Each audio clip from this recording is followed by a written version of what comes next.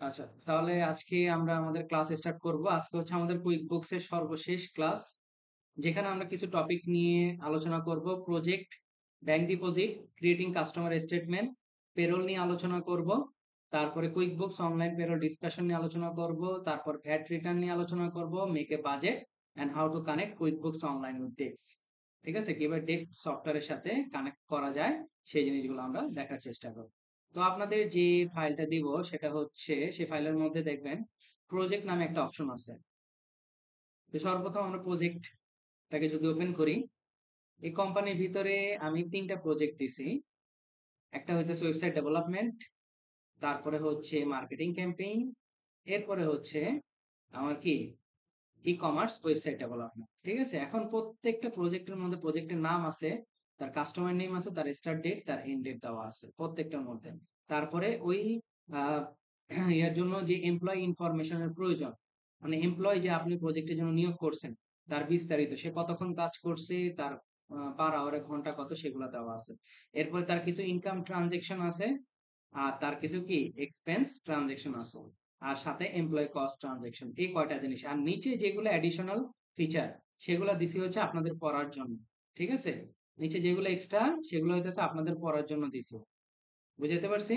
একটা প্রজেক্টে কাজ করবেন, প্রজেক্টের name, customer, start date, end date, আর এমপ্লয় ইনফরমেশন নিয়ে, তারপরে ইনকাম ট্রানজেকশন, এক্সপেন্স ট্রানজেকশন এগুলাকে নিয়ে। ঠিক আছে, আর এমপ্লয় কস্ট ট্রানজেকশন এগুলাই নিয়ে। তো আমরা ধরেন মার্কেটিং ক্যাম্পেইনে একটা প্রজেক্ট যদি আমি কথা বলি, এই প্রজেক্টটাকে এখন সর্বপ্রথম প্রজেক্ট অপশনটা আপনার নেভিগেশন প্যানেলে থাকার কথা। যদি না থাকে তাহলে গিয়ার আইকন থেকে অ্যাকাউন্টস এন্ড সেটিংস এ গিয়ে অ্যাডভান্স অপশনে গিয়ে প্রজেক্ট অপশনটাকে অন করে আসতে হবে। তো আসেন আমরা প্রজেক্টে চলে যাই।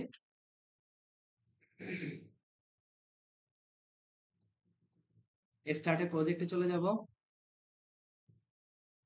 এখানে একটা ভিডিও তারা দিছে, ভিডিওটা দেখে নিতে পারেন। খুব সুন্দর করে বলে তারা দিছে, run your project with confidence, profitability in one place, মানে এক জায়গা থেকেই আপনি ওই প্রতিষ্ঠানের প্রফিটেবিলিটি সম্পর্কে জানতে পারবেন। তারপর keep track of your labour cost, আপনি এই প্রজেক্ট সম্পর্কে লেবার কস্ট সম্পর্কে জানতে পারবেন। এলিমিনেট দ্য গেস ওয়ার্ক, মানে আপনার গেস করে কোনো কিছু করার প্রয়োজন নাই। তো আসেন আমরা প্রজেক্টের নাম দেব মার্কেটিং ক্যাম্পেইন। তারপরে হচ্ছে কাস্টমারের নেম, কাস্টমার নেম আমাকে বলাই আছে এক্স ওয়াই জেড কর্পোরেশন। অবশ্যই যে কোনো একটা প্রজেক্ট একজন কাস্টমার এগেইনস্টে করতে হয়। তো যেহেতু নাই, আমি এটাকে অ্যাড করে নিব কাস্টমার, আর তার কোনো ইনফরমেশন নাই, শুধু ব্যালেন্সটা জিরো দিব। ওপেনিং ডেটটা দিব, দিয়ে আমি সেভ করে রাখলাম। এরপরে স্টার্ট ডেট, আমার প্রজেক্টের স্টার্ট ডেট হচ্ছে জানুয়ারি 1 2024 থেকে মার্চ 31 2024। জানুয়ারি 1 2024,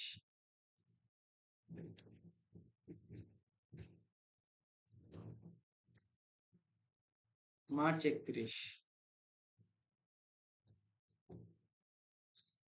মার্চ হয়েছে না, মার্চের 31 তারিখ। আচ্ছা, এখন প্রজেক্টের স্ট্যাটাস থাকবে ইন প্রোগ্রেস, মানে এটা চলমান থাকবে। কমপ্লিট নট স্টার্ট কোনোটাই এখন হবে না, ইন প্রোগ্রেস অবস্থায় থাকবে। তো আমি এটাকে দিয়ে সেভ, সেভ করার পরে আবার আমি প্রজেক্ট অপশনে চলে যাই। এটা হচ্ছে আমার অরিজিনাল প্রজেক্টের জন্য ইন্টারফেস। ঠিক আছে, অরিজিনাল প্রজেক্টের জন্য কি আমার এটা ইন্টারফেস তারা আমাকে দিছে। আমি যদি ইন্টারফেসটাকে একটু দেখি, ইন্টারফেসের মধ্যে এইখানে আমার যতগুলো প্রজেক্ট থাকবে এগুলো এখানে শো করবে।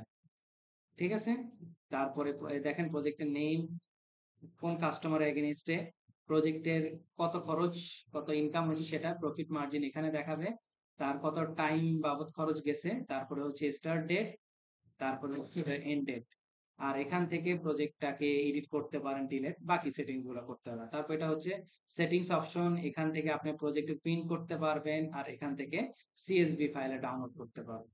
আর এইখানে যে একটা তারা কলাম আকারে দিছে, এইগুলা হইতেছে আপনার ফিল্টার, মানে আপনার অনেকগুলো যখন প্রজেক্ট থাকবে তখন যাতে আপনি সহজে খুঁজে পেতে পারেন।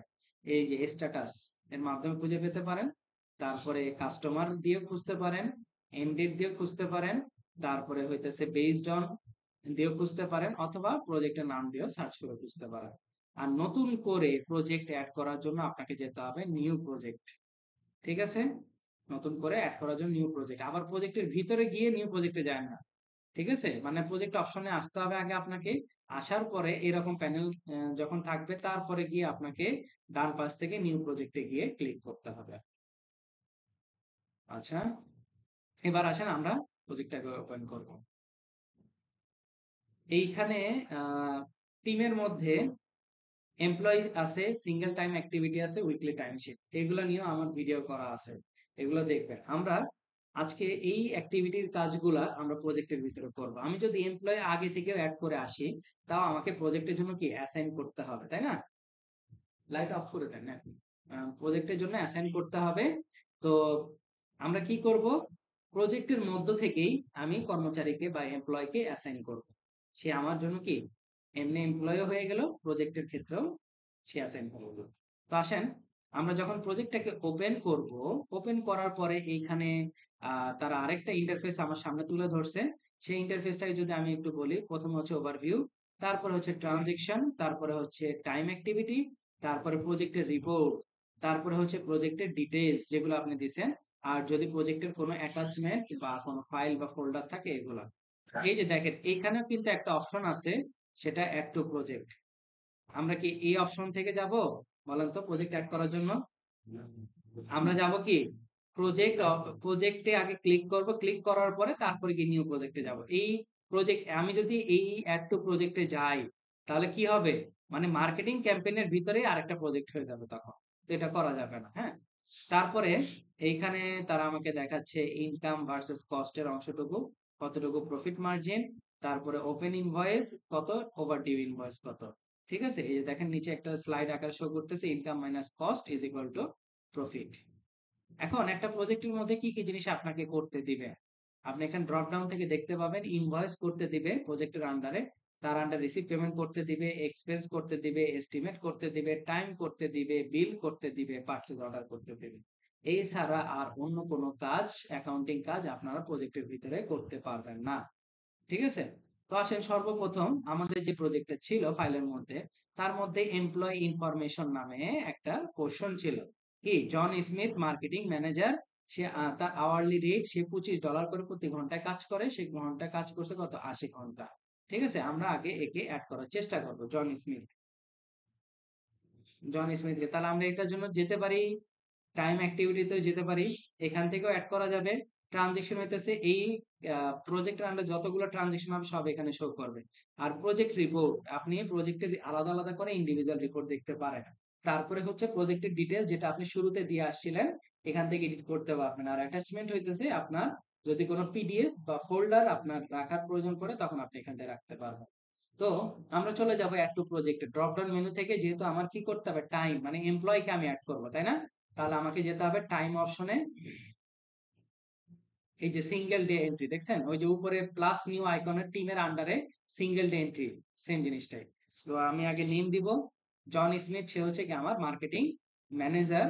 সে কি অবশ্যই কি আপনার এমপ্লয়ি, খেয়াল করে নিবেন। ফার্স্ট ডেট, লাস্ট ডেট, আমি ধরলাম তাকে আমি জানুয়ারি 1 তারিখে আমি হায়ার করছি। ওকে, তার ইমেল নাই, কোনো সমস্যা হবে না। এরপর আসেন কাস্টমার প্রজেক্ট নেম সার্ভিস। এখন সে কি সার্ভিস দিছে, মার্কেটিং সার্ভিস, তাই না? সে কি সার্ভিস দিছে, মার্কেটিং সার্ভিস দিছে না আপনাকে? তো মার্কেটিং সার্ভিস আপনি অ্যাড করবেন। আপনি এখানে সার্ভিস অপশনে যান, মার্কেটিং অ্যাড করে ফেলেন। যেভাবে আমরা প্রোডাক্ট এন্ড সার্ভিস অ্যাড করে আসছিলাম, এই যে মার্কেটিং সার্ভিস ধরলাম। এখানে যে রেট আছে এটাই ধরে দিই, কত, $25 প্রতি ঘন্টা, তাই না? 25।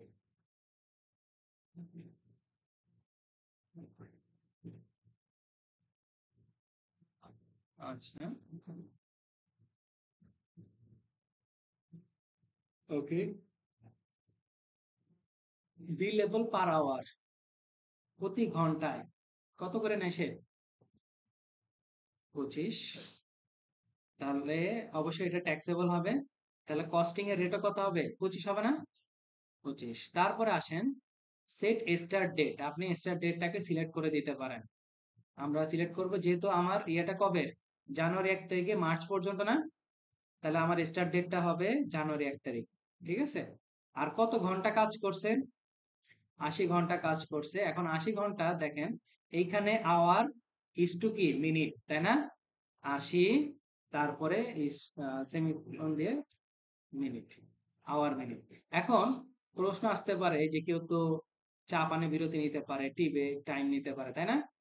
এগুলোর জন্য এই যে set start end end time, মানে আপনার কখন থেকে শুরু হয়েছে কখন গিয়ে শেষ হয়েছে প্রতিটা মিনিট কাউন্টেবল। এই যে অ্যাড ব্রেক, মানে কতক্ষণ ব্রেক নিছে সেটাও কি অ্যাড করার অপশন আছে।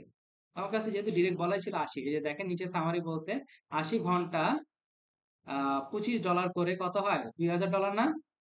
এই যে $2000। ওকে, আমি এটাকে সেভেন ক্লোজ করব।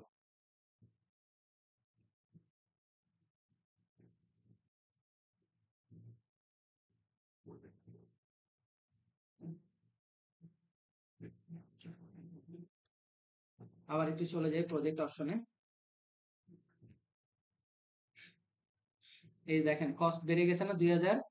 হ্যাঁ, আমি এটাকে যদি ক্লিক করি, দেখেন এই যে দেখছেন কস্টেরটা বেশি, ইনকাম কি জিরো, তাই না? এই যে আমি যে ট্রানজেকশনটা অ্যাড করছি, এই যে ট্রানজেকশনে গেলেও দেখতে পাবেন টাইম অ্যাক্টিভিটি, যেহেতু টাইমের কাজ, তাহলে টাইমের মধ্যেও আপনি এখানে দেখতে পাবেন। ও, এখানে ডেটটা চেঞ্জ করতে হবে স্যার। আচ্ছা, প্রজেক্টে যদি কোনো কাজ করি আমি, এটা কি আমার মূল অ্যাকাউন্টে হিট করবে? বলেন তো। ধরেন এই যে প্রজেক্টে আমার লাভ হয়েছে, সেই লাভটা কি আমার মূল অ্যাকাউন্টিং এ যাবে? হ্যাঁ,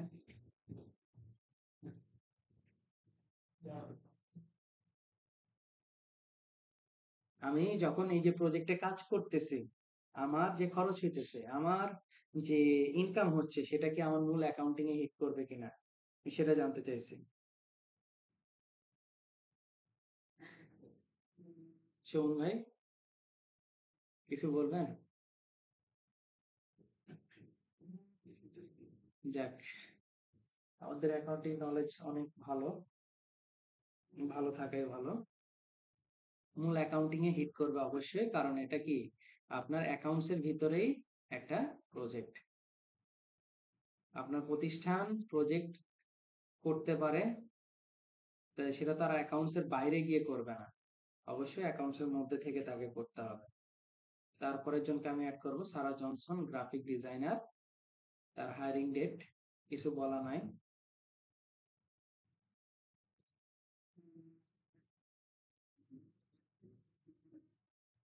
এরপরে সে কি সার্ভিস দিছে, গ্রাফিক ডিজাইন, গ্রাফিক ডিজাইনে সে সার্ভিস দিছে। সার্ভিসটাকে আমি ইয়ে করব, গ্রাফিক্স ডিজাইন অ্যাড করে নিই। সার্ভিস রেটটা যা আছে এটাই রাখি, সমস্যা নাই। $20 করে, 7 ক্লোজ করব। বিলেবল রেট $20 করে নিচ্ছে, প্রতিটার খরচ কত, 20। আর এটার স্টার্ট ডেট, এটার কত ঘন্টা করে সময় নেয়, 60 ঘন্টা করে, 60। তাহলে 60 ঘন্টা $20 করে কত হবে, $1200। এটার সাথে ট্যাক্সেবল দিয়ে আমি এটাকে সেভ করে দেব।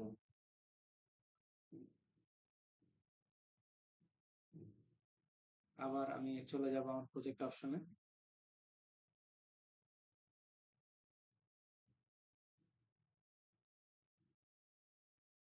দেখেন 3200 হয়ে গেছে না? কারণ এমপ্লয়কে যখন আপনি অ্যাড করবেন এট দ্য সেম টাইম, এই যে দেখেন প্লাস নিউর আন্ডারে যখন টিমের আন্ডারে আপনি এমপ্লয় এবং সিঙ্গেল টাইম অ্যাক্টিভিটি করবেন, তখন কিন্তু কি ঘুরে ফিরে এই জায়গাটাতে আপনাকে নিয়ে আসবে। তো আমি কি করলাম, আলাদা করে এক্সট্রা করে আমি অ্যাড না করে আমি প্রজেক্টের ভিতর থেকে তাকে অ্যাড করে ফেললাম, তাকে অ্যাসাইনও করে দিলাম। এবার আসেন, আপনাদেরকে আমি এখানে কিছু ট্রানজেকশন দিছি, যেমন ইনকাম ট্রানজেকশন, এক্সপেন্স ট্রানজেকশন, আমি এটা ডেট দিই নাই। ঠিক আছে, ডেট দিই নাই। অবশ্যই খেয়াল রাখতে হবে প্রজেক্ট যেহেতু, তাহলে স্টার্ট ডেট আর এন্ড ডেট কি এর মধ্যে হইতে হবে, এর বাইরে যাওয়া যাবে না। হ্যাঁ, জানুয়ারি থেকে মার্চ পর্যন্ত এর মধ্যে আপনাকে থাকতে হবে। তা আসেন আমি একটা যদি ইনভয়েস করি, একটা ইনভয়েস করব এর মধ্যেই, তাহলে প্রজেক্টের মধ্যে ইনভয়েস করব। তাহলে আমি একটু প্রজেক্টের পাশে ড্রপ ডাউন মেনুতে গেলাম, ইনভয়েস অপশনে চলে গেলাম।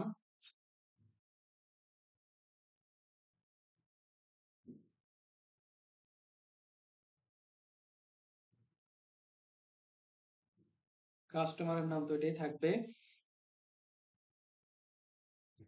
01102024।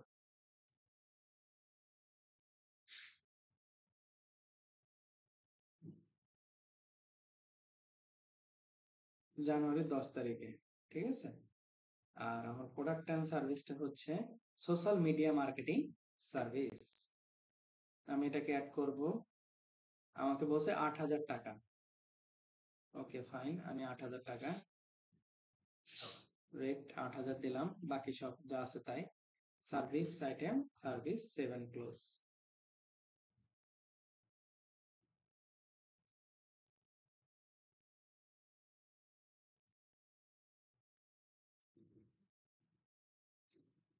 আসে নাই।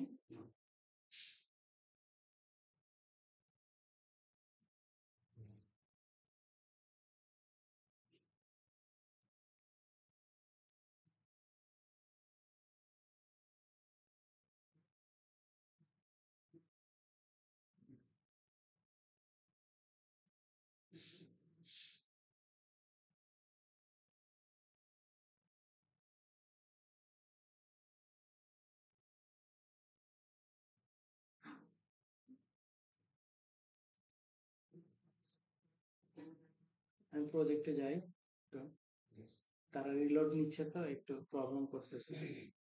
তাই আমি প্রজেক্টটাকে অন করব,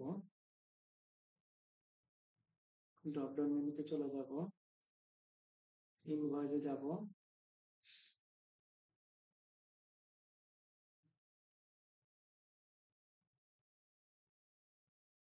24 জানুয়ারি 10। সোশ্যাল মিডিয়া মার্কেটিং সার্ভিস একটাই নাম ছিল ৮,০০০। কোনো ভ্যাট সম্পর্কে কোনো কিছু বলা নাই, এজন্য এক্সাম্পটেড দিয়ে দিবেন, ঠিক আছে। দিয়ে এই ইনভয়েসটাকে ক্লোজ করে দিবেন। তাহলে এই যে দেখেন তো বেড়ে গেছে না, ইনকাম ৮,০০০, কস্ট এত, তাহলে এই যে প্রফিট মার্জিন কত, 60%। বুঝতে পারছি। এইভাবে করে আপনারা প্রত্যেকটা প্রজেক্টের এমপ্লয়ি ইনফরমেশন গুলাকে প্রপারলি অ্যাড করবেন, তাদের ইনকাম ট্রানজেকশন করবেন, ইনভয়েস গুলা অবশ্যই সে প্রজেক্টের ডেটের মধ্যে হইতে হবে। আমি ডেট বলে দিই নাই, ডেটের মধ্যে আপনারা করবেন, ঠিক আছে। তারপর এক্সপেন্স করবেন এবং employee cost transaction, employee cost তো আমরা অ্যাড করে ফেলছি, তাই না। এই যে ৮০ ঘন্টা $25 করে, ৬০ ঘন্টা $20 করে। এখন এখন আমরা এখান থেকে যদি ট্রানজেকশন অপশনে যাই, ট্রানজেকশনে গেলে দেখতে পাবো সব তার সাথে কি কি কাজ করা হয়েছে। টাইম অ্যাক্টিভিটি দেবে, আর এই যে ডেটটাকে কাস্টমাইজ করে দিলেই তার টাইমটুকু দেখা যাবে। এরপর আসেন প্রজেক্ট রিপোর্ট।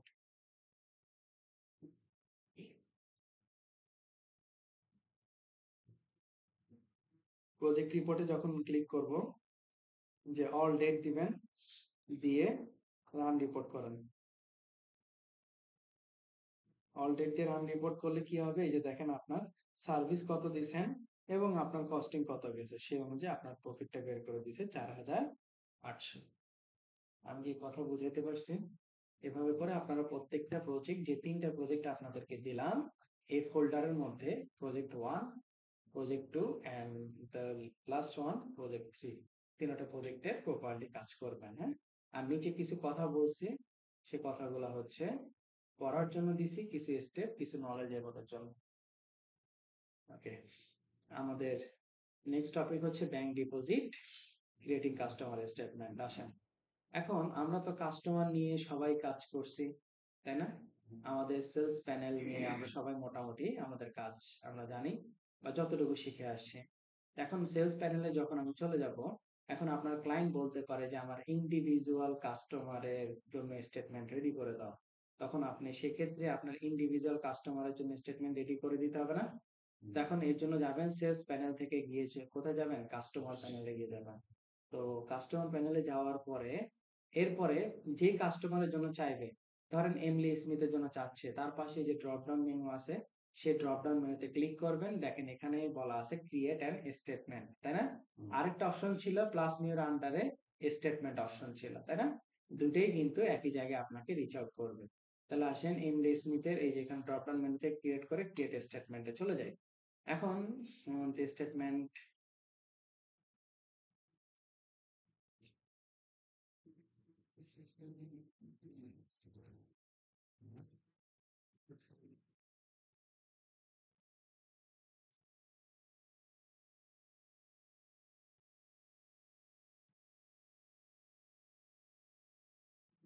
ওকে, স্টেটমেন্টের টাইপ হয় তিন ধরনের, একটা হচ্ছে ব্যালেন্স ফরওয়ার্ড, একটা হচ্ছে ওপেন আইটেম, একটা হচ্ছে ট্রানজেকশন স্টেটমেন্ট। ব্যালেন্স ফরওয়ার্ডটা কি? ব্যালেন্স ফরওয়ার্ডটা হইতেছে এই কাস্টমারের সাথে যদি পূর্ববর্তী ওপেনিং ব্যালেন্স থাকে, তাহলে সেই ব্যালেন্সটাকে নিয়ে এসে সে আপনার স্টেটমেন্টটা তৈরি করবে।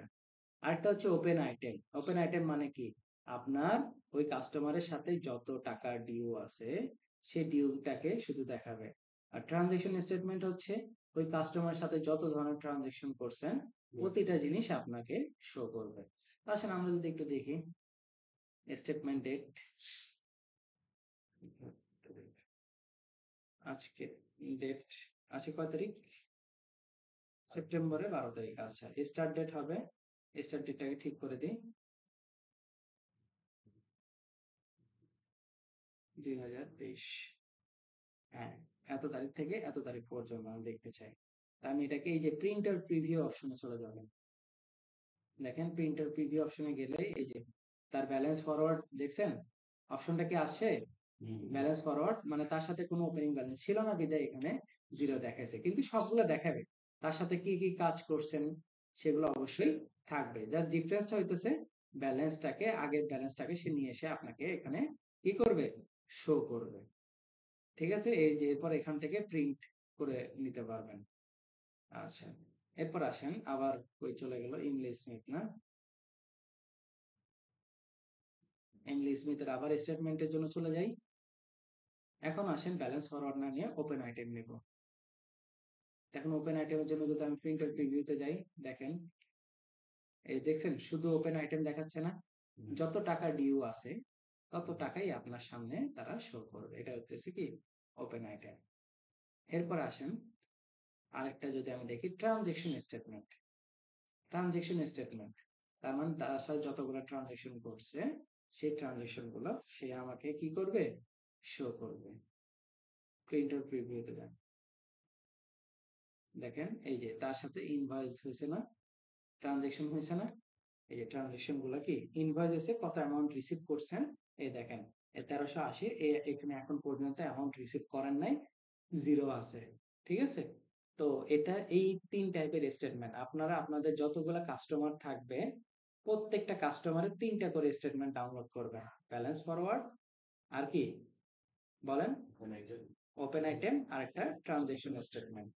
ঠিক আছে, যতগুলো কাস্টমার থাকবে প্রত্যেকটা কাস্টমারের এই প্রত্যেকটা স্টেটমেন্ট ডাউনলোড করে অ্যাসাইনমেন্টে সাবমিট করবেন। এরপর আসেন ব্যাংক ডিপোজিট। প্লাস নিউ এর আন্ডারে দেখেন ব্যাংক ডিপোজিট।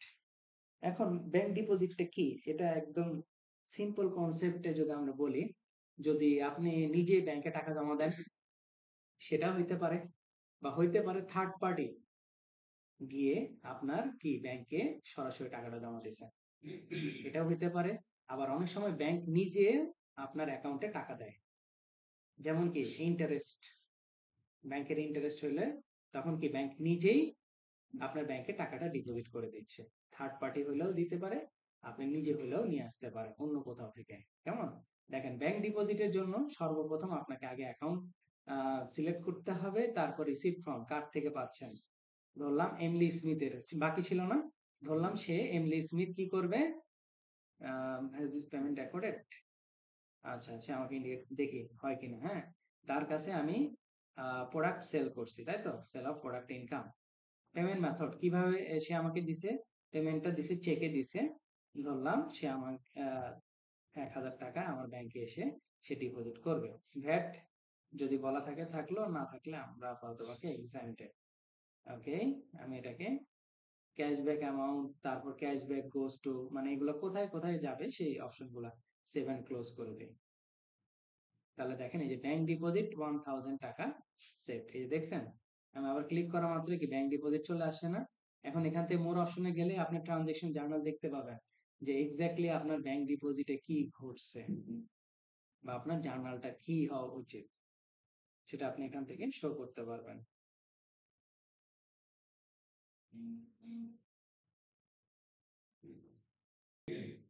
আচ্ছা, এই যে দেখেন আপনারা যে ইয়া করছেন ব্যাংক ডিপোজিট করছেন, ওয়েলস ফার্গো ব্যাংকে ডেবিট হয়েছে, আর সেলস অফ প্রোডাক্ট ইনকাম ওই যে এমলি স্মিথের নামে কি হয়ে গেছে, ক্রেডিট হয়ে গেছে, কারণ সে গিয়ে ডিরেক্ট আপনার ব্যাংকে টাকা জমা দিছে, তাহলে আপনার ব্যাংক ডেবিট। আর এই যে এমলি স্মিথের নামক যে সেলস অফ প্রোডাক্ট ইনকাম যে অ্যাকাউন্টের এটা আপনি ব্যবহার করছেন সেটা ক্রেডিট হয়ে যাবে। তো এটা হচ্ছে আপনার ব্যাংক ডিপোজিট। এরপরে আসেন পেরোল নিয়ে আলোচনা করবে একটু। পেরোল নিয়ে পেরোল নিয়ে আমাদের অনেক অনেক কনফিউশন থাকে।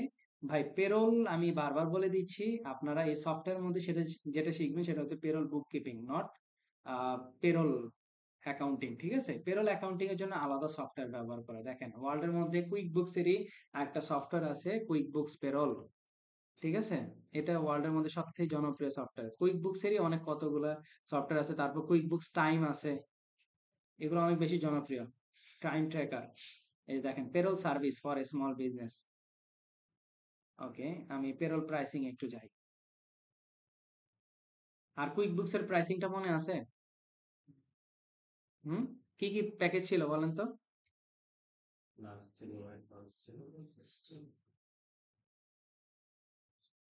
কারো মনে নাই? ক্লাস আর অ্যাডভান্স মনে আছে, আর পিছনের দিয়ে মনে নাই? সিম্পল স্টার্ট আছে, এসেনশিয়াল আছে। দেখেন পেরোল পেরোল অ্যাকাউন্টিং যেটা বা পেরোল সফটওয়্যার, এটা সম্পূর্ণরূপে আলাদা। ঠিক আছে, এটা সম্পূর্ণরূপে আলাদা। এইখানে আহ, আমরা যে সফটওয়্যারের মধ্যে কুইক বুকস অনলাইনের মধ্যে যে কাজটা করব অনলি ফর বুক কিপিং। ঠিক আছে, বারবার বলে দিচ্ছি বুক কিপিং এর কাজটাও করব। দেখেন কেন আমাদের পেরোলের কাজ কম। আমরা খুব গুটি কয়েক মানুষ আছি যারা খুব কম পেরোলের কাজ পারি বা করি। এখন পেরোলটা কেন সাবস্ক্রিপশন দিয়ে কিনে নেয়। এখন কুইক বুকস ধরেন প্লাস ইউজার যারা আছে, প্লাস না, আচ্ছা এটা কি ডলারে আছে তাই না? আমি যদি ধরি ইউএস একটাই ধরি, ইউনাইটেড স্টেটস।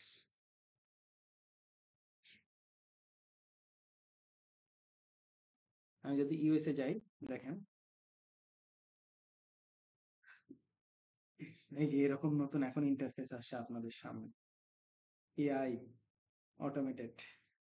কিন্তু ভাই এআই অ্যাকাউন্টেন্টের জায়গা দখল করতে পারবে না। যদি এই সফটওয়্যার গুলো তারাই পারদর্শী হবে যারা কি মানে অ্যাকাউন্টিং এর নলেজ যাদের ভিতরে আছে, এছাড়া এটা গ্র্যাব করা পসিবল না।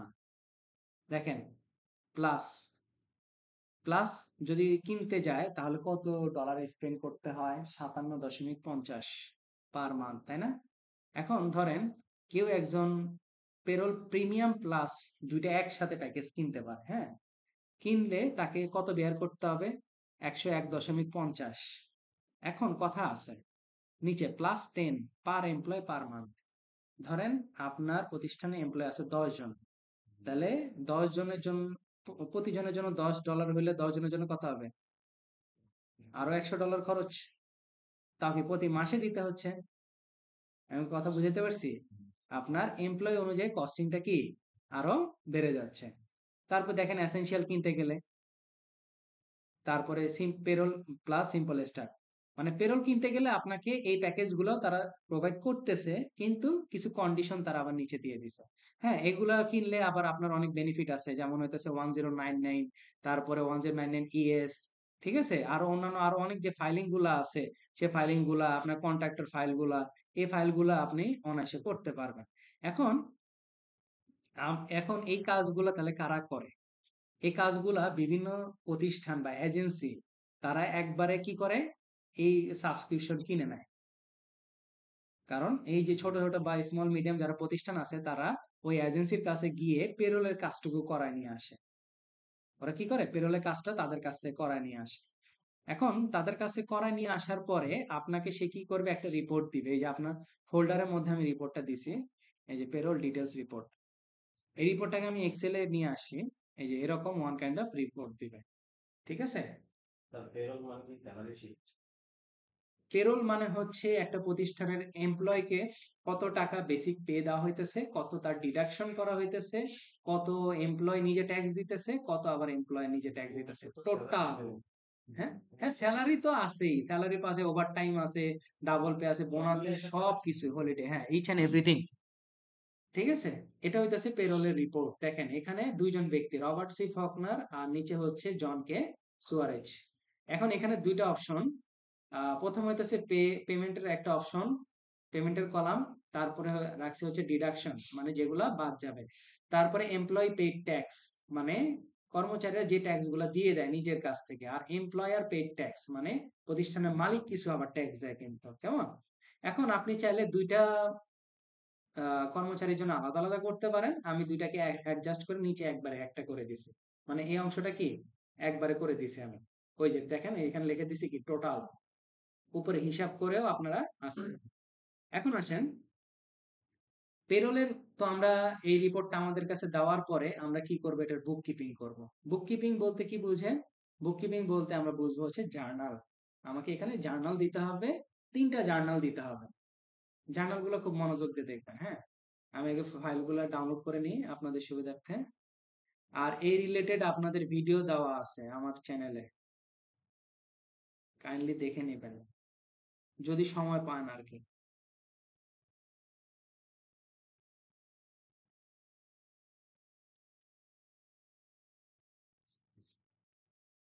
যদি সময় পান দেখে নেবেন।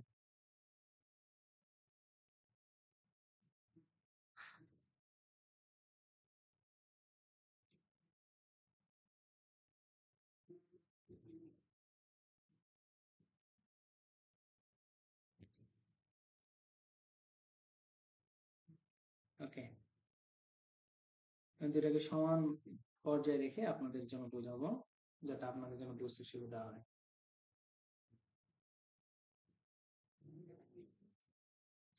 আচ্ছা, এখন প্রথম অপশনটা কি পেমেন্টের অপশন না? হ্যাঁ, প্রথম অপশনটা কি আপনার জন্য কি পে না? তারপরে কি ডিডাকশন, আপনাকে কিছু ডিডাকশন করতে হবে। তারপর কি এমপ্লয়ের পেড ট্যাক্স না, যেগুলো এমপ্লয় নিজে দিচ্ছে। আর লাস্টের টা কি, যেটা প্রতিষ্ঠানের মালিক নিজে দিচ্ছে, তাই তো? এখন আসেন, তাহলে প্রথমে আমি একটা জার্নাল দিব, সেই জার্নালটা কি আমার পেয়েবলের জন্য। এই যে দেখেন আমি নিচে রেগুলার পে, দেখো এই যে রেগুলার পে 71 ঘন্টা, মাঝের কলাম কি ঘন্টা না, আওয়ার্স। রেগুলার পে 71 ঘন্টায় টোটাল দুইজনের মিলে হয়েছে কত, 3190। এই যে দেখো রেগুলার পে, একজনের 35 ঘন্টা, একজনের 36 ঘন্টা, একজনের অ্যামাউন্ট এটা, একজনের অ্যামাউন্ট, দুইটাকে যোগ করে এই যে অ্যামাউন্ট। রেগুলার পে, তারপরে ওভার টাইম পে, তারপর double column, double over time pay, paid time of, holiday pay আছে, তারপরে বোনাস আছে, কিছু কমিশন আছে, তারপরে কি ভ্যাকেশন নাই, তাই না? এই যে যে অ্যামাউন্ট গুলা আছে, এই যে অ্যামাউন্ট গুলা, আমি যদি এটাকে একটু মার্কিং করি, এই প্রত্যেকটাই কি হবে আপনার ডেবিট হবে। দেখেন salary and wages debit, overtime pay debit, তারপরে কি হলিডে পে ডেবিট, তারপরে বোনাস ছিল আমার, তাই না, কমিশন ছিল, এই সবগুলা আমি কি করব, ডেবিট করলাম। ঠিক আছে, যেগুলা কি বেসিক পেমেন্ট করা হয়, যেগুলা একজন এমপ্লয়কে বেসিক পেমেন্ট করা হয়, সেগুলাকে আমরা ডেবিট করলাম। এরপরে আসেন মালিক কি করে, কর্মচারী হয়ে কিছু টাকা দিয়ে দেয় না, এমপ্লয়ার পেইড ট্যাক্স, সেগুলাকে আমাকে কি করতে হবে, ডেবিট করতে হবে। এই যে দেখেন কোটা employer tax, social security employer tax, Medicare employer tax, তারপর NC. And FUTA employer tax বলতে কি বুঝেন, কেউ বলতে পারবেন? ফুটা, এগুলো প্রত্যেকটার কিন্তু মিনিং আছে, এমন না যে শুধু নাম বানানো হয়েছে। ফুটা মিনিং দেখেন, ফেডারেল আনএমপ্লয়মেন্ট ট্যাক্স অ্যাক্ট, ঠিক আছে, ওই দেশের আনএমপ্লয়মেন্টদের জন্য যে ট্যাক্সটা দেওয়া হয় গভর্নমেন্ট থেকে, ফুটা ট্যাক্স। তো এই জন্য প্রত্যেকটা ট্যাক্সের আলাদা আলাদা নাম আপনার সার্চ করে দেখতে পারবেন। তাহলে প্রথমে দিল রেগুলার পেমেন্ট গুলা দিল ডেবিট, আর মালিক যেগুলা দিল সেগুলো কি করলো, ডেবিট করে ফেললো। এরপরে আসেন কিছু কি আপনার ডিডাকশন আছে না? হ্যাঁ, এখানে ডিডাকশন একটাই আছে, মেডিকেল ইন্স্যুরেন্স। মেডিকেল ইন্স্যুরেন্স, তো এটার নামে কি করতে হবে, ক্রেডিট করব, মেডিকেল ইন্স্যুরেন্স পেয়েবল ক্রেডিট। ঠিক আছে, আর প্রতিষ্ঠানে কর্মচারী সে নিজে কিছু ট্যাক্স দিছে, federal income tax, social security tax, medicare employee tax, তারপরে হইতেছে সিএ ইনকাম ট্যাক্স, তারপরে এনসি ইনকাম ট্যাক্স, এগুলা প্রত্যেকটা কি সে নিজে টাকা পরিশোধ করছে। তো নিজে টাকা যেহেতু পরিশোধ করছে, সেগুলাকেও আমি পেয়েবল নামে ক্রেডিট করে ফেলবো। আর বাকি এই যে প্রতিষ্ঠানের যে মালিক, তারা কি করছে? নিজে টাকা পরিশোধ করে দিছে না? হ্যাঁ? সেটাকেই আবার পেয়েবল নামে ক্রেডিট করে দিতে হবে। ঠিক আছে? আর সবগুলার যখন ডেবিট কার্ড বসানোর পরে দেখবেন পার্থক্য গিয়ে এই যে নেট অ্যামাউন্ট দুইজনকে কত টাকা দিতে হবে, ৩,৫৫৮.২৭। সেটাই হবে কি আমার স্যালারি অ্যান্ড ওয়েজেস পেয়েবল। আমি কথা বুঝাইতে পারছি? জার্নালটা কি বুঝতে পারছেন কিনা বলেন একটু। মানে প্রথমত হচ্ছে প্রতিষ্ঠানের, আমরা কিন্তু প্রতিষ্ঠানের হিসাব করতেছি, এটা মাথায় রাখতে হবে। আমরা কিন্তু কর্মচারীর হিসাব করতেছি না। তাহলে প্রতিষ্ঠানের প্রথমে যে হ্যাঁ শীটটা করা হইতেছে, যা পে করা হয়েছে সেগুলা সবগুলাকে আমরা ডেবিট করে দিব। তারপরে হইতেছে মালিক যেগুলাকে পেড করে দিছে এট দ্য সেম টাইম খরচ হিসেবে সেগুলাকে একবার ডেবিট করব। তারপরে যা যা ডিডাকশন হয়েছে সেগুলাকে ক্রেডিট। তারপরে প্রতিষ্ঠানের এমপ্লয় যেগুলা ট্যাক্স নিজ থেকে দিয়ে দিছে সেগুলাকে পেয়েবল নামে ক্রেডিট করে দিব। আর মালিক যেগুলা দিছে সেগুলা যেটা একবার খরচ দেখাইছি, এটা তো আমার দায়, এই জন্য দায় নামে ক্রেডিট করে দেবো। আর বাকি যেটা থাকবে সেটা কি আমার স্যালারি অ্যান্ড ওয়েজেস পেয়েবল নামে, এই যে নিট অ্যামাউন্ট, তাকে কত টাকা এক্স্যাক্টলি আমাকে দিতে হবে। ঠিক আছে? এটা গেল কি আমার পেয়েবলের জন্য জার্নাল, কি পেয়েবলের জন্য। এরপর আসেন পেমেন্ট যখন করতে যাব, পেমেন্টের এখানে জার্নাল হয় দুইটা। একটা হচ্ছে যে স্যালারি অ্যান্ড ওয়েজেস পেয়েবল আছে না, যেটা বের হলো ৩,৫৫৮.২৭, সেটার একটা দিবেন salary and wages payable debit bank বা ক্যাশ বলছি আমি। ঠিক আছে? মানে যে কোনো একটা ব্যাংকের নাম, যে ব্যাংক থেকে আপনি টাকাটা দিবেন সেই ব্যাংকের নাম ক্রেডিট করতে হবে। আর এই যে যতগুলো পেয়েবল সৃষ্টি হয়েছে না, সবগুলো তো থাকবে না। তাহলে এই সবগুলোকে ডেবিট করে আপনার ব্যাংকটাকে ক্রেডিট করে দিতে হবে। কথা বুঝতে পারছি? জার্নাল হবে তিনটা। একটা হবে মানে আর কি স্যালারি ডিউ এর জন্য, আর দুইটা হবে কি পেমেন্ট ডেটের জন্য। কথা বুঝাইতে পারছি? আমাদের কাজ এতটুকুই। এখন আসেন এই যে হেডগুলা, এগুলো তো আপনার ক্রিয়েট করা নাই, আপনাকে চার্ট অফ অ্যাকাউন্টে গিয়ে ক্রিয়েট করে নিতে হবে। ঠিক আছে? সবগুলা কি আপনার পেরোলে যেগুলা যে যে অ্যাকাউন্ট যাবে সেই অনুযায়ী আপনাকে চার্ট অফ অ্যাকাউন্টে ক্রিয়েট করে নিতে হবে। আগে ক্রিয়েট করে আসবেন, না হলে বারবার আপনাকে জার্নাল দেওয়ার সময় ক্রিয়েট করতে হবে। এটা একটা কি আপনার জন্য ঝামেলাজনক সৃষ্টি করবে। বলেন, কিছু বলছেন ভাইয়া? না, কোনটা কোনো সাব অ্যাকাউন্টে যাবে না। এগুলো কোনো সাব অ্যাকাউন্টের হিসাব হবে না। সবগুলো অরিজিনাল অ্যাকাউন্ট। ঠিক আছে? তো এইভাবে করে আপনারা চার্ট অফ অ্যাকাউন্ট আগে ক্রিয়েট করে আসবেন সবগুলোর নামে, তারপরে গিয়ে কি করতে যাবেন? আপনার কাজ করতে যাবেন, পেরোলে কাজ করতে যাবেন। আপনারা পেরোলে জার্নাল রিপোর্ট গুলো দিয়ে দিবেন। কেমন? আমি জার্নালটা দিয়ে দিছি আপনাদের ফোল্ডারের মধ্যে, জার্নালটা দেওয়া আছে, এই যে দেখেন পেরোল ইউএস এর যে ইয়েটা আছে তার মধ্যে payroll detail report, payroll USA journal, দুইটাই আপনারা যাতে পাশে দেখতে পারেন সেজন্য আমি দিয়ে রাখছি। ওকে, এরপরে আসেন ভ্যাট রিটার্ন। ভ্যাট রিটার্নটা কি? ভ্যাট রিটার্ন আমরা তো কুইক বুকস এর মানে আর কি ট্যাক্সেস বা যেটা ভ্যাট আমরা নামে কাজ করে আসছি, তাই না? এখন এবার আসেন আমরা দেখব যে ট্যাক্স বা ভ্যাটের জন্য আপনার এইখানে করণীয় কি, বা এই সফটওয়্যারে আপনার করণীয় কাজটা কি, সেটা আমরা একটু দেখব। ওকে, এবার আসেন আমরা এই অ্যাকাউন্টে তো আমাদের ট্যাক্সের কাজগুলা করছি, মানে আর কি ভ্যাট ট্যাক্স যখন ইনভয়েসের সময় বা সেলস রিসিপ্ট এক্সপেন্স বিলের সময় আমরা ট্যাক্স সিলেক্ট করে আসি না? তো এখন আসেন আমরা এখান থেকে করব হইতেছে আমাদের রিটার্ন তৈরি করতে হবে। আমাদের ট্যাক্সের কাজটা কি হবে? এখানে আপনার ক্লায়েন্ট আপনাকে বলবে যে আমি যে সারা বছর তোমাকে দিয়ে এই অ্যাকাউন্টটা মেনটেন করালাম, সেই অ্যাকাউন্টে তুমি যে ভ্যাট গুলা বা ট্যাক্সেস গুলা একবার সেলস এর সময় দিছো, একবার পারচেজের সময় হিসাব করছো, তো সেটার একটা রিপোর্ট তুমি আমাকে জেনারেট করে দাও। এই রিপোর্টটাকে নিয়ে যে প্রফেশনাল অ্যাকাউন্টেন্ট যারা আছে, যারা ভ্যাট এবং ট্যাক্স নিয়ে কাজ করে, তাদের কাছে সে কি করবে? নিয়ে যাবে। সেই রিপোর্টটা দেখবে, যথাযথভাবে যদি রিপোর্টটা ঠিক থাকে তাহলে সে বলবে যে ওকে, আপনি ট্যাক্সটা বা ভ্যাটটা গিয়ে জমা দিয়ে আসেন।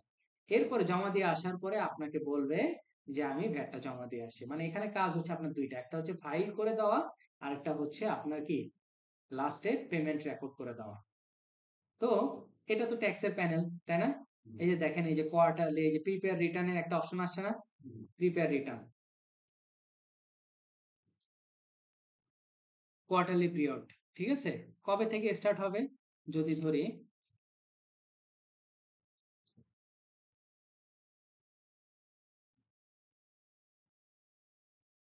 জানুয়ারি 23-এর 1 তারিখ,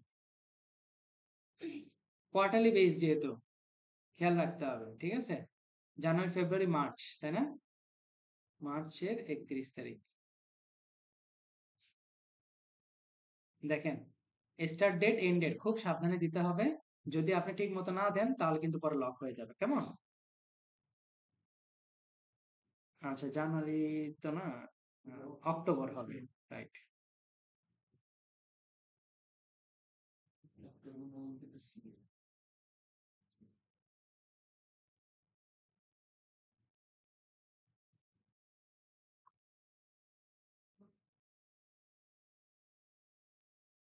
আচ্ছা, না এটা অ্যাকাউন্ট অন্যটা তো। আচ্ছা, আপনারা ওই অক্টোবর থেকে ধরে হিসাব করবেন, বুঝছেন? আমার এটা তো অন্য অ্যাকাউন্ট তো, এই জন্য আর কি ওই অ্যাকাউন্টে টাকা নাই। আপনাদের দেখানোর জন্য আমি এটা ইয়ে করতেছি। আপনারা 3 মাস করে করে নেবেন, কেমন? আমার অ্যাকাউন্টে 23শে জানুয়ারি থেকে তো সাবমিশন করব। মার্চ, 31, এপ্রিল, এপ্রিল 2023-এর 1 তারিখ, মানে এটা সাবমিশন ডেট। দেখেন, আপনার কাজ হচ্ছে এই রিপোর্টটা আপনার ক্লায়েন্টের হাতে যথাযথভাবে তুলে দেওয়া। আর অবশ্যই বি কেয়ারফুল, স্টার্ট ডেট আমি যখন এখন ফাইল করে দিব, তাহলে কিন্তু আর ওপেনিং ডেট দেওয়া যাবে না, এডিটও করা যাবে না। কথা বুঝাতে পারছি? এই যে এখান থেকে প্রিন্ট অপশনে গেলেই আপনি এখান থেকে নিতে পারবেন। ঠিক আছে, পিডিএফ ডাউনলোড করে নেবেন। এখন আসেন মার্ক অ্যাজ ফাইল। প্রথমে আমি কি করলাম, আমার ক্লায়েন্টের কথা মতো এই সময়টুকুর জন্য আমি কি ফাইল করে ফেললাম। ঠিক আছে, এই যে দেখেন ফাইল করে ফেললাম। ফাইল করা কমপ্লিট, কমপ্লিট হলেই এই যে দেখবেন, কই গেল, এই যে এখন কি আসে, রেকর্ড পেমেন্টের অপশন আসছে না? হ্যাঁ, আমি তো ফাইল করে ফেললাম। করার পরে এই রিপোর্টটা নিয়ে সে কি করবে, তার প্রফেশনাল অ্যাকাউন্টেন্টের কাছে সে চলে যাবে। যাওয়ার পরে সে ওটাকে অডিট করে যখন দেখবে যে না সবকিছু ওকে আছে, তারপর সে ভ্যাট জমা দিয়ে এসে আমাকে বলবে যে আমি পেমেন্ট করে দিছি। এখন আমার কাজ এখান থেকে আমি রেকর্ড পেমেন্ট সিলেক্ট করবো। এই যে রেকর্ড পেমেন্টে চলে যাব। সেখান থেকে এই যে দেখেন ব্যাংক অ্যাকাউন্ট, কোন ব্যাংক থেকে আপনি টাকাটা দিবেন। ধরলাম ওয়েলস ফার্গো ব্যাংক থেকে টাকাটা। এই যে দেখেন রিফান্ডের অপশন আছে। হ্যাঁ, যদি কোনো কারণে আপনি বেশি ট্যাক্স দিয়ে ফেলেন সেক্ষেত্রেও কিন্তু রিফান্ড পাওয়া যাবে। যখন আমরা ট্যাক্স কাজ করছিলাম তখন নিচে একটা অপশন ছিল, পারচেজ ট্যাক্স ইজ রিক্লেমেবল, মনে আছে? ওই যে পারচেজ ট্যাক্স ইজ রিক্লেমেবল দেওয়ার কারণেই কিন্তু আমার এই অপশনটা আসছে, না হলে কিন্তু এই অপশনটা আসার কোনো কথাই ছিল না।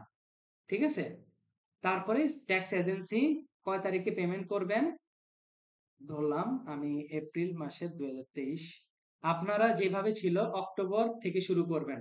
ঠিক আছে, অক্টোবর থেকে স্টার্ট করবেন। আমি ধরলাম এপ্রিলের 4 তারিখে আমার টাকা পে করতে হবে, কত, 440 জিপি। আর কোনো কিছু লেখার নাই, আমি এটাকে সেভ করে দেব। এই দেখেন ট্যাক্স পেমেন্ট রেকর্ডেড। আমার কাজ এতটুকুই, মানে অ্যাজ এন বুককিপার আর সফটওয়্যার এক্সপার্ট হিসেবে আমার কাজটা হতেছে এতটুকু। এই যে দেখেন ভিউ সামারিতে গেলেই আপনি এটার সামারি দেখতে পাবেন।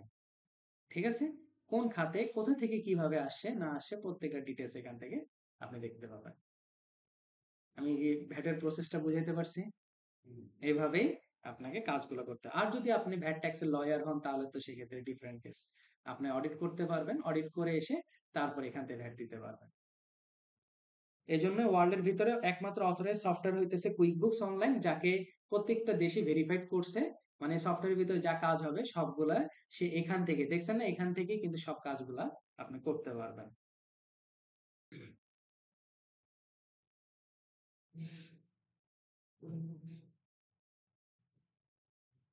ওকে, তো আমরা বলছিলাম যে সফটওয়্যারের কানেকশনটা দেখাবো। আমাদের যখন অনেক ফাইন্যান্সিয়াল ডকুমেন্টের প্রয়োজন পড়ে, একসাথে যখন আমরা কুইক বুকস অনলাইনে যখন আমরা নিয়ে আসতে চাই, তখন সেক্ষেত্রে কিছু থার্ড পার্টি সফটওয়্যার বা থার্ড পার্টি আপনার অ্যাপ্লিকেশন প্রোগ্রাম আছে যারা মানে আর কি এই কাজগুলোকে খুব সহজ করে দেয়। যেমন ফাইন্যান্সিয়াল ডকুমেন্টের মধ্যে ধরেন আপনার কোনো একজন কাস্টমারের কাছে তার 2000 3000 ইনভয়েস আছে। এখন ইনভয়েস গুলোকে ইম্পোর্ট করতে গেলে আপনি তার পিডিএফ ইম্পোর্ট করতে পারবেন না, করতে হবে কি সিএসভি তে অথবা এক্সেলে, তাই না? তো এখন এগুলাকে বারবার এক্সেলে নিয়ে গিয়ে ইম্পোর্ট করাটা কি অনেক ধরনের একটা জটিল বিষয়। তো এই জন্য আমরা কিছু অ্যাপ ব্যবহার করব, ডেক্সট সফটওয়্যার। ঠিক আছে, এই সফটওয়্যারটা জেরোর ক্ষেত্রেও সেম ভাবেই কাজ করে, মানে সব ধরনের ক্লাউড অ্যাকাউন্টিং সফটওয়্যারে আপনার ইনভয়েস বলেন বা যে কোনো ফাইন্যান্সিয়াল ডকুমেন্ট বলেন, এক্সপেন্স বলেন, বিল বলেন, ব্যাংকের ইনফরমেশন বলেন, সেগুলো তারা অনায়াসেই কি করে, ক্লাউড অ্যাকাউন্টিং সফটওয়্যারের কানেকশনের মাধ্যমে কাজগুলো করে। অবশ্যই এগুলো কিনতে একটা সাবস্ক্রিপশন দিয়ে কিনতে হয়। ঠিক আছে, এখন ফ্রি জন্য ট্রায়াল ভার্সন 14 দিন, একটা ইমেইলের আন্ডারে 14 দিন ট্রায়াল ভার্সন দেয়। তো আমরা একটু প্রসেস গুলা দেখি। ডেক্সট কানেক্ট টু কুইকবুকস অনলাইন, সর্বপ্রথম ডেক্সট লিখে সার্চ করবেন। এই যে ডেক্সটের লোগো দেওয়া থাকবে, ওয়েলকাম টু ডেক্সটে ক্লিক করার পরে start a free trial. Free ট্রায়ালের পরে an accounting or bookkeeping practice. আমরা যেহেতু ট্রায়াল প্র্যাকটিস করার জন্য খুলতেছি, first name, last name, work email, password এবং মোবাইল নাম্বার। অবশ্যই আপনার অ্যাকাউন্টে যদি মাল্টি কারেন্সি অন করা থাকে, সেই কারেন্সির যে নাম্বারটা দিবেন সেই নাম্বারটা এখানে কিন্তু দিতে হবে, মাস্ট বি। তারপরে হইতেছে যে কান্ট্রি, হোম কারেন্সি যে কান্ট্রিটা আছে, আমাদের এখানে কি আমরা ইউএস ডলারে করছি, তাই না? এখানে কি ইউএস ডলার দিতে হবে। তারপরে প্র্যাকটিসে একটা নাম দিয়ে বক্সে চেক মার্ক দিয়ে দেন সাইন আপ করতে হবে। এরপর আপনার একটা ইমেলে চলে যাবে, ইমেলে ভেরিফিকেশন গিয়ে ভেরিফাই মাই ইমেল করবেন। এরপরে আসেন টেল আস অ্যাবাউট ইউর প্র্যাকটিস। আপনি কয়জন মিলে প্র্যাকটিস করতে চান, একটা সিলেক্ট করবেন। হোয়াটস ইউর রোল, অ্যাকাউন্টেন্ট হিসেবে করা যায়, বুক কিপার হিসেবেও সিলেক্ট করা যায়, যে কোনোটাই সিলেক্ট করতে পারেন। বলছে which problem are you trying to solve desk, মানে আপনি ডেস্কে এসে কি ধরনের সমস্যার সমাধান করতেন, বুক কিপিং প্র্যাকটিস না ক্লায়েন্টের বুক কিপিং প্র্যাকটিস না capture client cost and secure data. তারপরে হইতেছে ক্যাটাগরাইজ এক্সপোর্ট কস্ট ডাটা নাকি রিভিউ ক্লায়েন্ট ডাটা। এই জিনিসগুলো আপনাকে এখান থেকে সিলেক্ট করে দিতে হবে, যে কোনোটা দিতে পারেন। এই যে দেখেন, which accounting software do you use for your client and your practice. আপনি কোন সফটওয়্যার ব্যবহার করতে যাচ্ছেন বা কানেকশন করতে যাচ্ছেন, সেই সফটওয়্যার গুলো আপনি এখান থেকে দিতে পারেন। আমরা কুইক বুকস করব, তো কুইক বুকস সিলেক্ট করব, পরে স্টার্ট এক্সপ্লোরিং। এটা হচ্ছে আমার ডেস্কের ড্যাশবোর্ড। কি ডেস্কের ড্যাশবোর্ড। তো ডেস্কের ড্যাশবোর্ড, এখানে দেখেন একটা অপশন আছে, connect and publish your practice book keeping software. Connection করতে বলছে, এই যে কানেক্ট সফটওয়্যারে ক্লিক করব। ক্লিক করার পরে অ্যাকাউন্টিং সফটওয়্যার নাম আসবে, আপনি এখান থেকে কানেক্টের অপশন দিতে হবে। অ্যাভেলেবেল ইন্টিগ্রেশন, মানে এখন পর্যন্ত 18টা সফটওয়্যারে তারা ইন্টিগ্রেশন নিচ্ছে, পরবর্তীতে আরো নিবে। এর মধ্যে যে কুইক বুকস, এখান থেকে কানেক্ট লিখে সিলেক্ট করবেন। অবশ্যই বাম পাশে আপনার সেই কোম্পানিটাকে ওপেন রাখতে হবে, তাহলে সে অনায়াসে ট্র্যাক করে নিতে পারবে। কেমন? এই যে কানেক্ট টু কুইক বুকস, এই যে দেখেন আমার এখানে কি চলে আসছে অটোমেটিক্যালি। বাম পাশে কিভাবে, এই যে একটা ট্যাব আর এই যে এই পাশে একটা ট্যাব, সেটার কথা বলছে। বাম পাশে আমি কুইক বুকস ওপেন রাখতে হবে, ডান পাশে গিয়ে আমি টেক্সটের কাজগুলো করব। বুঝাতে পারছি? আর যখন ক্লায়েন্টে থাকবে তখন তো ক্লায়েন্টেরটাই সে নিজেরটা নিজে করবে। কেন কেন করছি, কারণ আমি যাতে কোম্পানিটা সহজে কানেক্ট করতে পারি, নাহলে ইমেল পাসওয়ার্ড দেওয়া লাগবে। এই যে অনায়াসে কি সার্চে কোম্পানি আর ফার্ম, আমার ফার্মের নাম এখানে তারা শো করতেছে। তো আমাকে এখানে ফার্মের নাম সিলেক্ট করে নেক্সট অপশনে দিলে এই যে দেখেন কানেক্ট ডেস্ক টু মিনি, মিনির সাথে আমি কানেক্ট করবো। এই যে কানেক্ট দিলাম, অর্গানাইজেশনাল কানেক্টেড, ফিনিশ। মানে এখন হইতেছে আপনার, এটা হচ্ছে জেরোর সাথে কানেকশন হয়ে গেছে, সরি কুইক বুকস এর সাথে কানেকশন আপনার ডেস্ক সফটওয়্যারে কমপ্লিট। এরপরে আসেন ডেস্কে যখন আমি লেখার উপরে ক্লিক করব, তখন এখানে cost item, sales item, expense item, এই জিনিসগুলা আপনি কি কি আইটেম এখান থেকে আপলোড করতে পারেন সেগুলো দেখাবে। এখান থেকে আপনি ম্যানেজমেন্ট করতে পারবেন। এরপর আসেন যখন সেলস আইটেমে ক্লিক করা হয়, এই যে সেলস প্যানেল যখন ক্লিক করা হয়, দেখেন তিনটা বক্স, ইনবক্স, ইন প্রসেসিং এবং আর্কাইভ। এখানে দেখাচ্ছে তারা অ্যাড ডকুমেন্ট, ডান পাশের কর্নারেও তারা দেখাচ্ছে অ্যাড ডকুমেন্ট। মানে এটা করলে কি হয়, আপনার ক্লায়েন্ট শুধু পিডিএফ এর ছবি তুলে দিলেই এটা অটোমেটিক্যালি ডেস্ক সেটা ট্র্যাক করে ফেলে, মানে সেই তার মতো ফরম্যাটে নিয়ে নেয়। ঠিক আছে, এটা একটা অ্যাপ্লিকেশন প্রোগ্রাম আর কি। তারপরে দেখেন অ্যাড ডকুমেন্টে গেলে এই যে কস্টের information, sales, bank, supplier statement, এই সবগুলাই কি আপনি আপলোড করতে পারবেন। ঠিক আছে, এই যে দেখেন ড্র্যাগ ফাইল এন্ড ড্রপ, এই যে সিলেক্ট ফাইল মানে 6 MB ইমেজ, জিপ ফাইল, সব ধরনের ফাইলই তারা সাপোর্ট করবে। Image file, zip file, PDF file, এগুলো সিলেক্ট করে এখান থেকে দিতে হবে। দিলে এই যে আপলোড আমি করছি না একটা ইনভয়েস 1007, আমার এই ইনভয়েসটা আপলোড হয়েছে। আবার সেম ইনভয়েস আপলোড করতে যায় না, নতুন একটা ইনভয়েস নিয়ে আসবেন, নতুন একটা ইনভয়েস থাকবে অন্য যে কোনো জায়গাতে, সেটা আপলোড করার চেষ্টা করবেন। আচ্ছা, এটা আপলোড করলাম। আপলোড করার পরে এখানে তারা দেখাইতেছে 5 আউট অফ 6 ফিল্ড এক্সট্রাক্টেড, মানে 6টা ফিল্ডের মধ্যে 5টা ফিল্ড পরিপূর্ণ ফিল আপ হয়েছে, একটা ফিল্ড বাকি আছে। এখন এটা বলতেছে মুভ টু ইনবক্স, মানে এটা আর প্রসেসিং এর সামনের দিকে আগাবে না, আপনাকে বলতেছে আবার পিছনে ফিরে যাওয়ার জন্য ইনবক্সে। তাহলে মুভ টু ইনবক্সে যখন ক্লিক করব তখন সেটা চলে আসে কোথায়, ইনবক্সের মধ্যে। এই যে টু রিভিউ, এটাকে ক্লিক করলেই আপনি দেখতে পাবেন এই যে আপনি যে ইনভয়েসটা আপলোড করছেন, আর এই যে ডান পাশে কি কি ইনফরমেশন লাগবে সে প্রত্যেকটা ইনফরমেশন আপনাকে প্রপারলি দিতে হবে। ট্যাক্সের নেম, তারপর কাস্টমারের নেম, তারপর প্রোডাক্ট এন্ড সার্ভিসের নেম, এগুলো যদি না থাকে আপনার কুইক বুকসে, তাহলে আপনি যতই এখান থেকে ইম্পোর্ট করার চেষ্টা করেন না কেন সেটা ইম্পোর্ট নেবে না। ঠিক আছে, অবশ্যই ইনফরমেশন থাকতে হবে। এখন কোন ইনভয়েসের 2টা 3টা লাইন থাকতে পারে, 4টা 5টা লাইন থাকতে পারে, তখন সেক্ষেত্রে ক্রিয়েট লাইন আইটেমস, এখান থেকে লাইন আইটেমস গুলো দেখতে হবে। এই যে দেখেন আপনি দেখে দেখে কোনটার কত অ্যামাউন্ট, কত ট্যাক্স রেট, কত কোয়ান্টিটি, কত ইউনিট প্রাইস, প্রপারলি দেখে আপনি এটাকে যখন এখানে সিগন্যাল আসবে রেডি, তখনই আপনি এখান থেকে করে দিবেন পাবলিশ। এই যে পাবলিশ করা মাত্রই আপনার এটা যেহেতু ইনভয়েস ছিল অল সেলস প্যানেলে চলে আসছে। এই যে দেখেন অল সেলস প্যানেলে দেখছেন। তাহলে আপনার কাজটা কি, আপনার কাজটা হইতেছে এইখান থেকেই শুরু। আপনার ক্লায়েন্ট সবগুলো ছবি তুলে তুলে দিবে, আপনি দেখবেন, মিলাবেন, মানে বাম পাশে দেখে ডান পাশে মিলাবেন, তাই না? মিলানোর পরে সবকিছু ওকে থাকলে আপনি জাস্ট সেটাকে পাবলিশ করে দিলেই আপনার কুইক বুকসে চলে আসবে। কেন এই কাজটা করলাম, যদি ধরেন আপনার কাছে, আমি তো নর্মালি এই সফটওয়্যার ব্যবহার করি, 2000 3000 ধরেন ইনভয়েস দিলাম, কারণ আপনি কতক্ষণ বসে থেকে সেগুলো এক্সেল ফাইল করবেন, এটা কি সম্ভব একটা মানুষের পক্ষে? তো এই জন্য এই সফটওয়্যার গুলো সাবস্ক্রিপশন কিনে নিয়ে, ক্লায়েন্টই কিনবে, আপনার কেনার প্রয়োজন নাই, ক্লায়েন্টকে সাজেস্ট করবেন। আমি স্টেপ গুলো দেখালাম ক্লায়েন্টকে সাজেস্ট করার জন্য।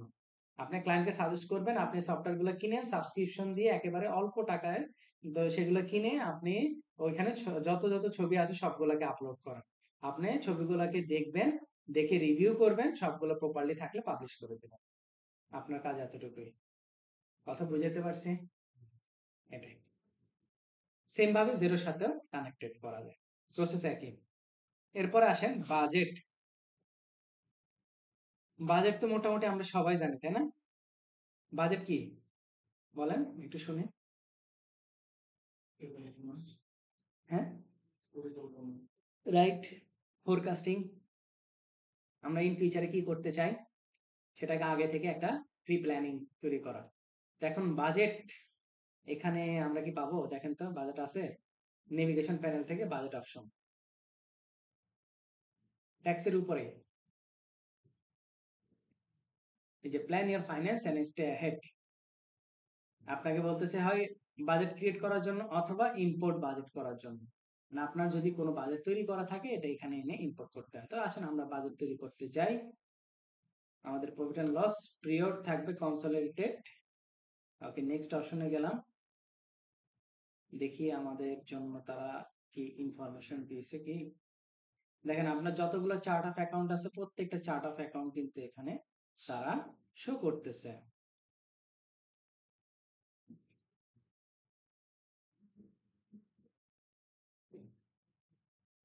আচ্ছা, পিরিয়ডটা দিব,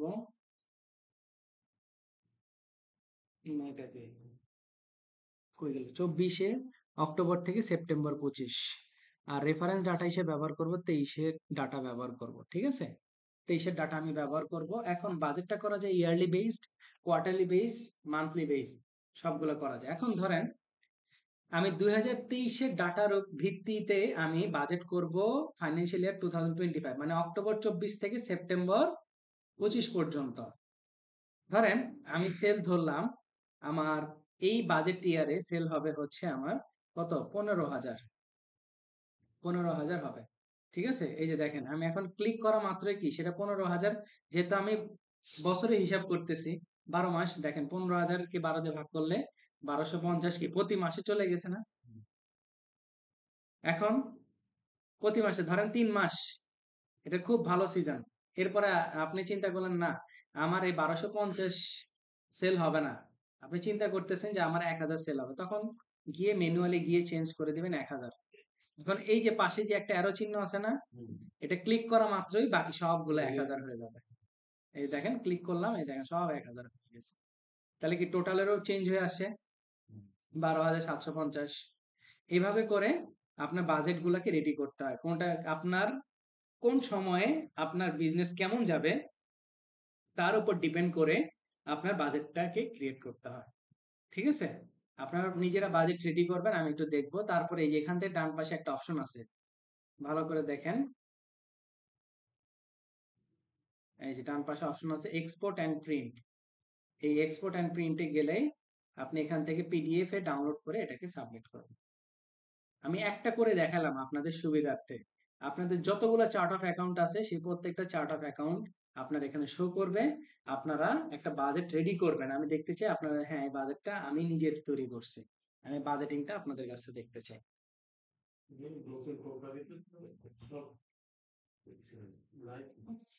না, একটু কয়েকদিন প্র্যাকটিস করেন, করে তারপরে করেন। আমি তো অ্যাসাইনমেন্ট শিটটা আছে।